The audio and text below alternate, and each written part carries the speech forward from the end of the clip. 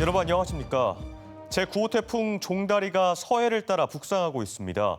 태풍의 세력이 강하진 않지만 내일 새벽에 우리 지역을 관통할 것으로 전망되고 있는데요. 보통 태풍이 지나가면 무더위를 식혀주기 마련인데 이번에는 폭염의 기세를 꺾지 못할 것으로 보입니다. 보도에 윤소영 기자입니다. 한낮 도심에 따가운 햇볕이 내리쬐니다. 거리에 뿜어져 나오는 물 한 개가 도심의 열기를 식힙니다. 청량감을 느낄 수 있었던 것 같아요. 너무 외출하기 힘들어서 지하상가 위주로 다녔는데 건널목 신호를 기다리는 잠깐 동안에도 그늘막 아래에는 더위를 피하려는 시민들로 북적입니다. 그늘에 서 있으려고 해요.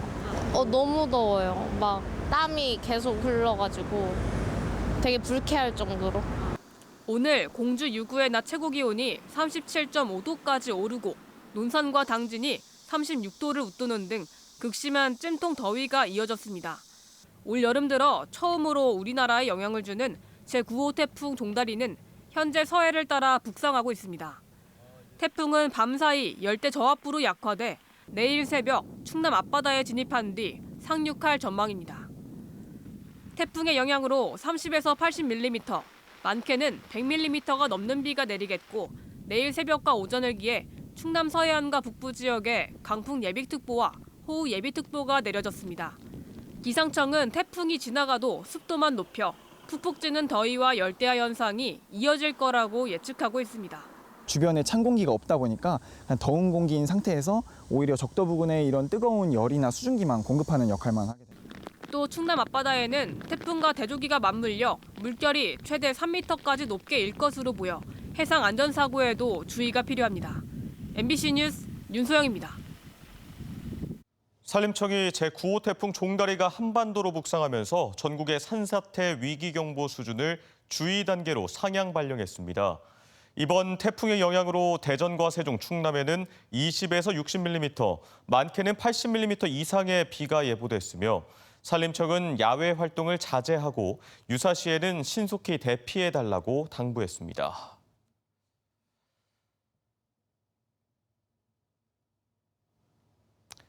한 달 넘게 이어지는 폭염에 충청권 최대 식수원이 대청호가 위협받고 있습니다. 많은 비에 떠내려온 오염 물질과 들끓는 날씨 탓에 녹조가 급증한 건데요. 김성국 기자가 배를 타고 직접 녹조 실태를 둘러봤습니다. 충청의 식수원인 대청호 상류 지역. 파란 플라스틱 통과 스티로폼, 나무 등 각종 쓰레기들이 섬처럼 둥둥 떠다닙니다.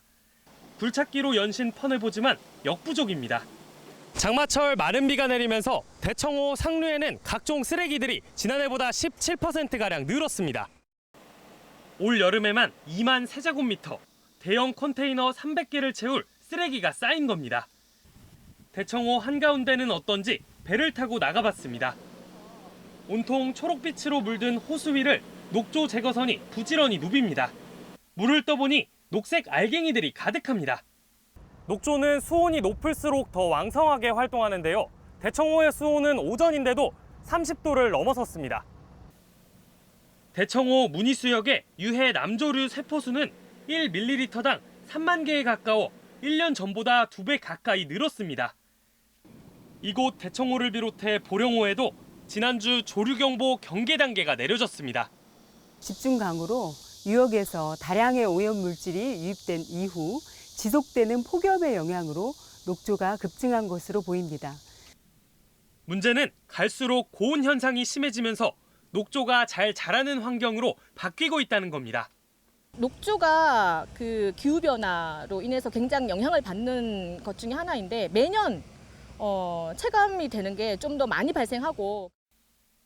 금강에서도 녹조가 기승을 부리고 있는데 환경단체는 보가 물의 흐름을 막아 녹조가 급증하고 있다고 주장합니다.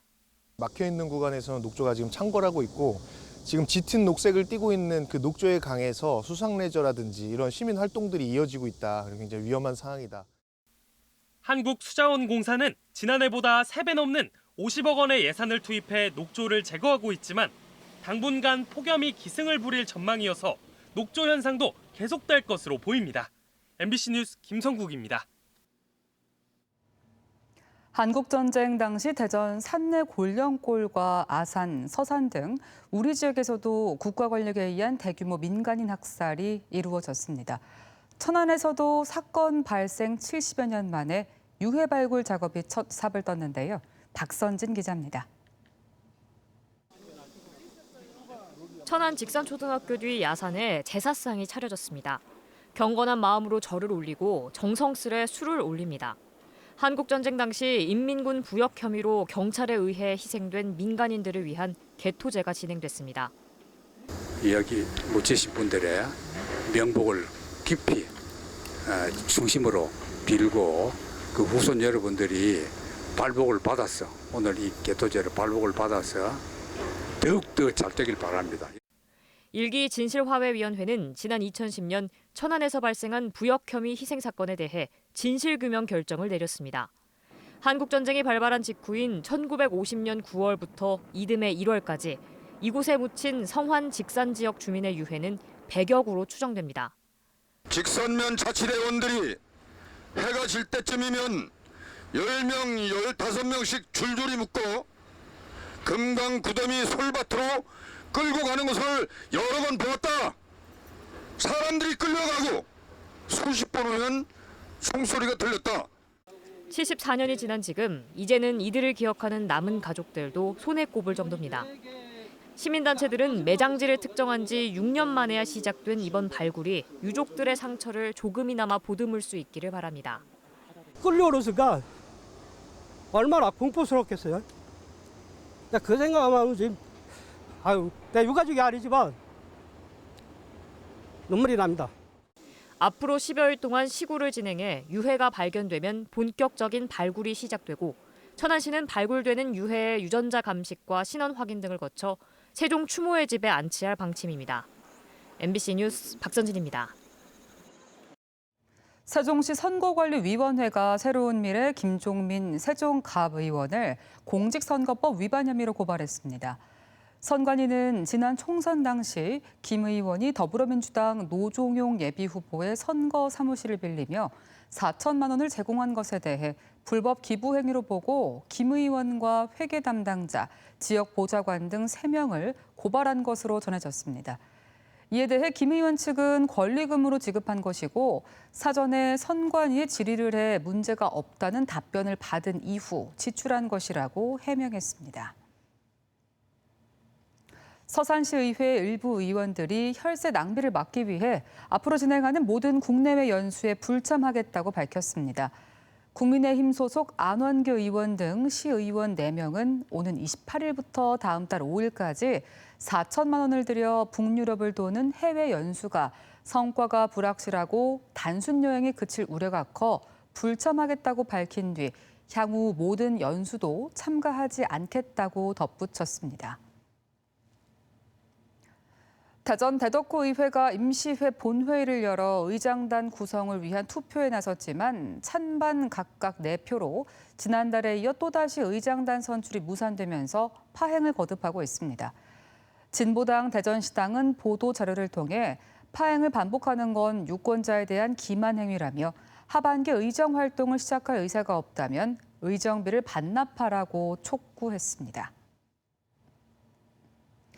기후위기 등으로 전 세계적으로 극심한 가뭄에 시달리는 나라가 많습니다. 사막이나 오지 등에서 공기 중 수분을 모아 먹는 물을 생산하는 휴대용 시스템을 국내 연구진이 최초로 개발했습니다. 최규은 기자가 보도합니다. 세계에서 가장 덥고 1년 내내 비가 거의 내리지 않는 나미브 사막. 사막 딱정벌레는 아침 안개를 재료로 물을 만들어 마십니다. 등에 나 있는 돌기는 물을 좋아해 안개 속 수증기가 달라붙는데 이것이 방수 처리된 등을 통과하면서 물방울로 더 크게 모으는 원리입니다. 국내 연구진이 딱정벌레 등 자연 모사 기술을 토대로 한 공기 중 수분 포집 시스템을 개발했습니다. 자신의 무게의 3,000배가량의 수분을 저장하는 이끼에서 착안한 기술까지 접목해 수분 포집 효율과 능력을 끌어올렸습니다. 건조한 부분에서도 이끼처럼 물을 잘 흡수할 수 있는 그런 기술과 그다음에 적은 에너지를 써서 물을 잘 응축시키는 딱정벌레에서 아이디어를 얻은 하이브리드 기술로 이루어졌습니다. 온도 30도에 습도 80% 수준에서 백팩 크기의 공기 중 수분 포집 시스템은 하루 동안 성인 필요 기준량인 2리터의 먹는 물을 만들 수 있습니다. 또 수분이 응축되는 냉각핀을 순간 가열해 박테리아를 살균하고 친환경 필터를 갖추어 안전하게 마실 수 있는 것도 장점입니다.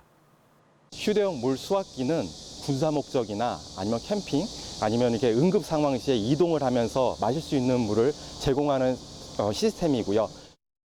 국내에서 최초로 개발된 휴대용 수분 포집 시스템은 이른바 하늘 우물 프로젝트로 추진돼 앞으로 전 세계적인 식수 부족과 가뭄 해결을 위한 음용수 생산 시스템으로 발전해 나갈 전망입니다. MBC 뉴스 최경입니다. 오늘 오후 2시 30분쯤 서산시 인지면에서 밭일을 하던 60대 남성이 농기계에 끼어 숨졌습니다.